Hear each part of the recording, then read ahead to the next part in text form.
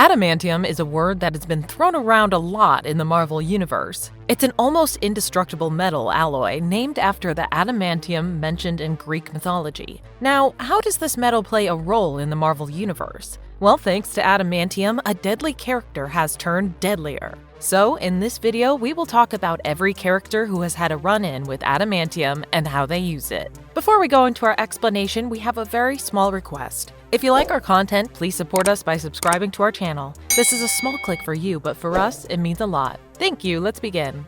This time to explain my evil plan.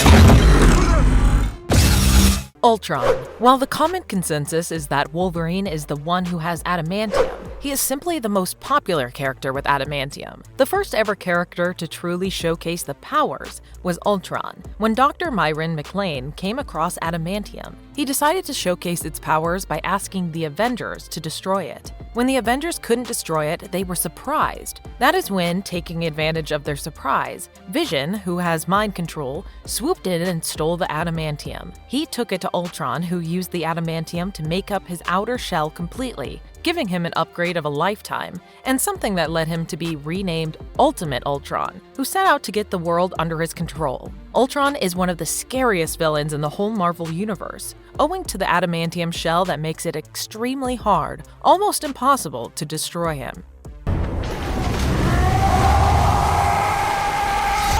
Wolverine.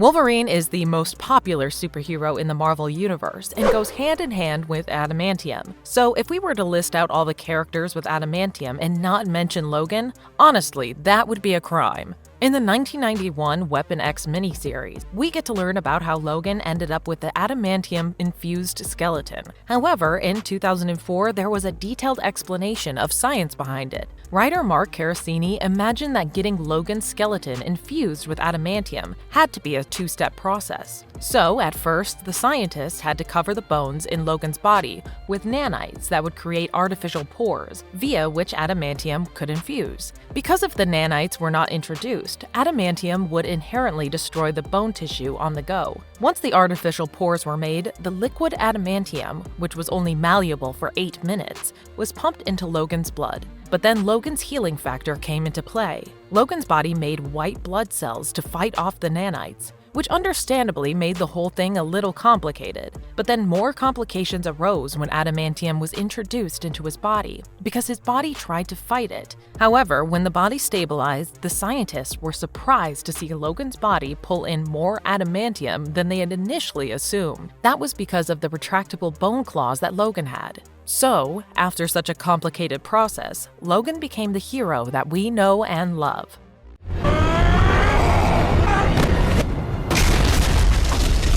Sabertooth. Now, Sabertooth, aka Logan's biggest nemesis, has a very toxic relationship with adamantium. Like a toxic partner, the relationship fluctuates between Sabertooth and adamantium. There have been several issues where Sabertooth didn't have the adamantium skeleton, and even without it, he was deadly to everyone around. I mean, he was part of one of the role teams in Weapon X, and even his teammates were a bit grossed out by Sabertooth's bloody methods. Now, there was a time when Sabertooth ended up with an adamantium skeleton, thanks to the Apocalypse. However, when he dueled with Logan and Logan won, Apocalypse stripped the adamantium off of Sabertooth, which understandably was a very painful experience for him. However, even without adamantium, Sabertooth is a bloodthirsty beast and is feared by most people in the Marvel Universe.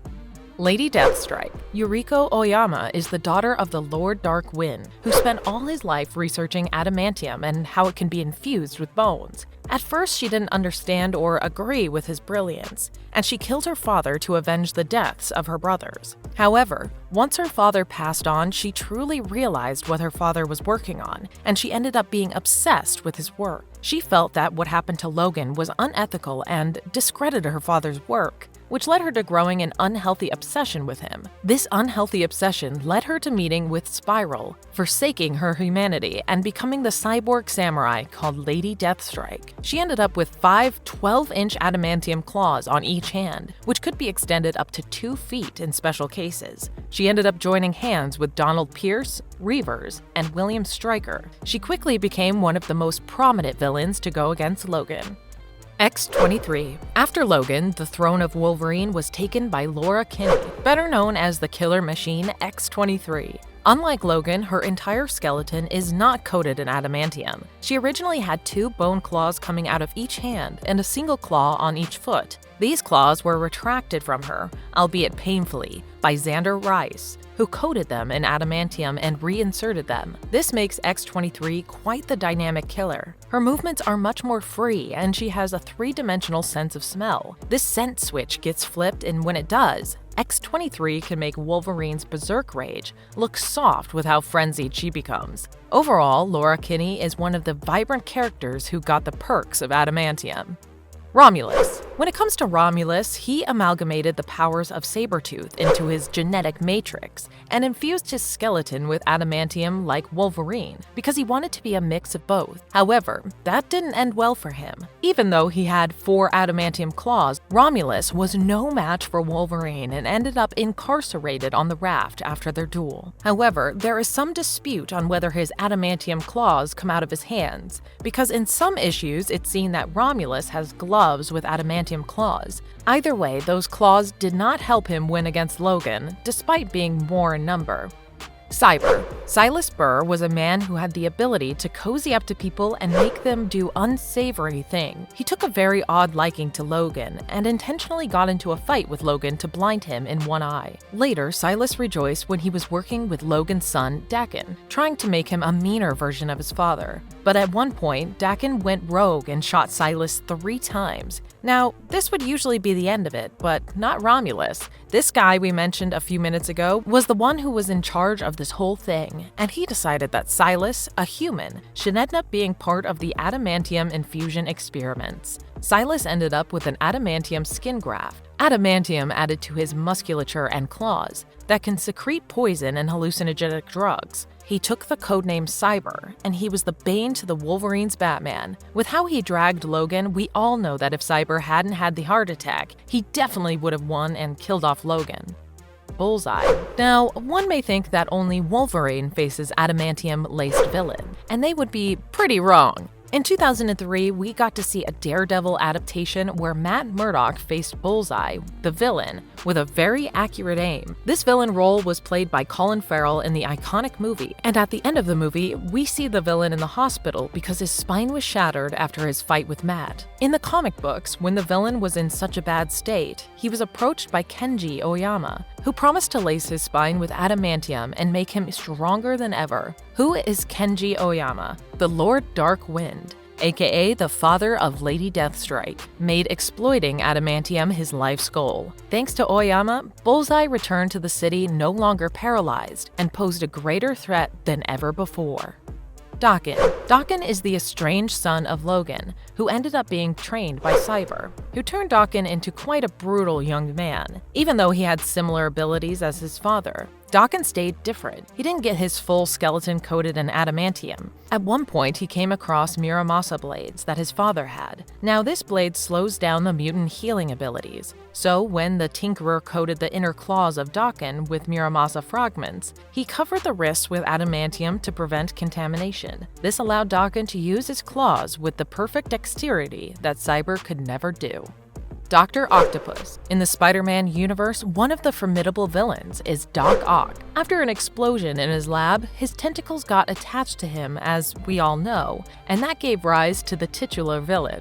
But why are we mentioning him here? Well, as life would have it, at one point, Doc Ock had his tentacles made of adamantium. As we know, this alloy is impossible to destroy, and with all the help of the indestructible tentacles, Doc Ock climbed the ladder of villains in the Spider-Man universe with ease. He became a significant threat because now he could go against Hulk with ease and rip apart Iron Man like he was nothing. So Doc Ock definitely deserved a mention on this list.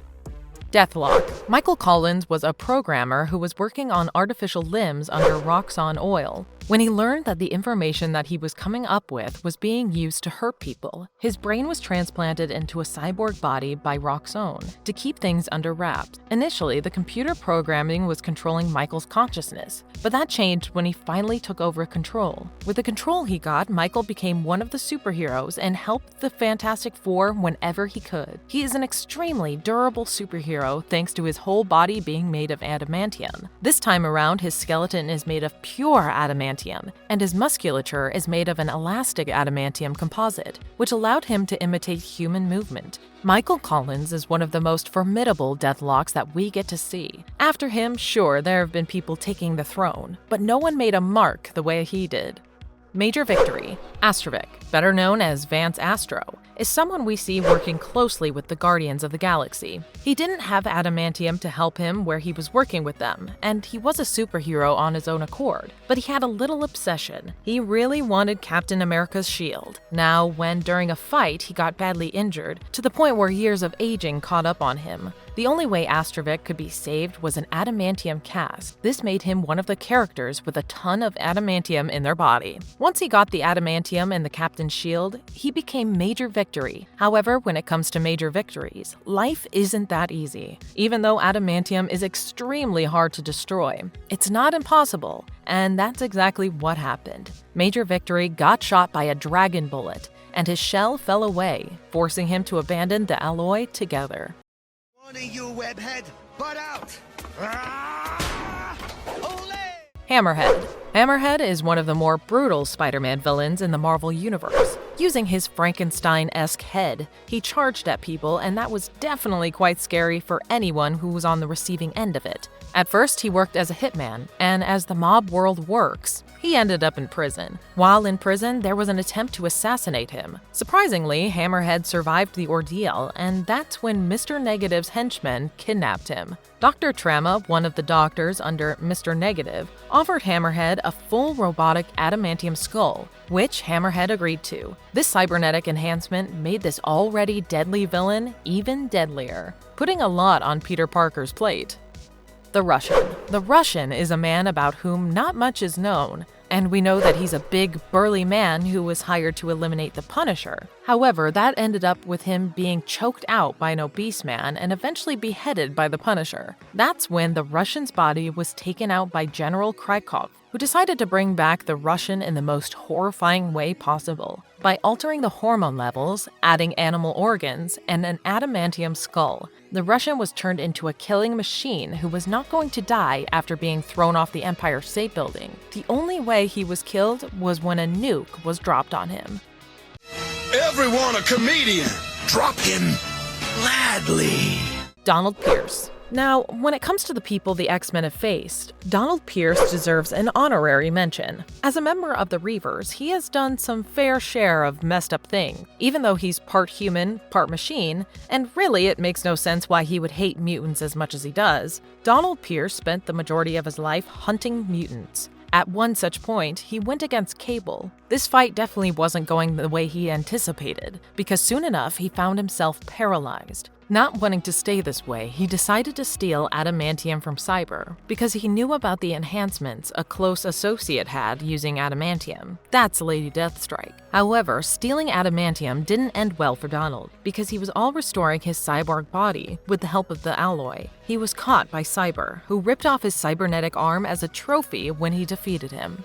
Tess won. If super soldiers were being made, there had to be something to neutralize the super soldiers in case they went rogue. That is where the total elimination of super soldiers, also known as Tess, was suggested by Schumann. He suggested the building of a special robot that would be able to take down super soldiers, and that led to the making of Tess. At first, Tess was considered pretty durable, but then it went up against Logan, and its weakness showed up. Because Logan had adamantium claws, which are one of the hardest and most durable alloys in the Marvel Universe, the shell of Tess 1 didn't survive a run-in with it. However, after that fight, Tess got one more remodel, and the outer skin of Tess 1 was bonded with adamantium, making it almost indestructible to physical attacks of any shape or form. Marvelous Verdict. With adamantium being such a strong alloy, it's not surprising that so many characters have had run-ins with it. while others use adamantium as a tool to enhance their performance, like Dawan. With such a powerful element at their disposal, we get a deeper insight into these characters and how they act with such huge powers in their hand. Let us know in the comments which adamantium user is your favorite and why. And don't forget to hit that like and subscribe button on your way out. Have a good one, folks!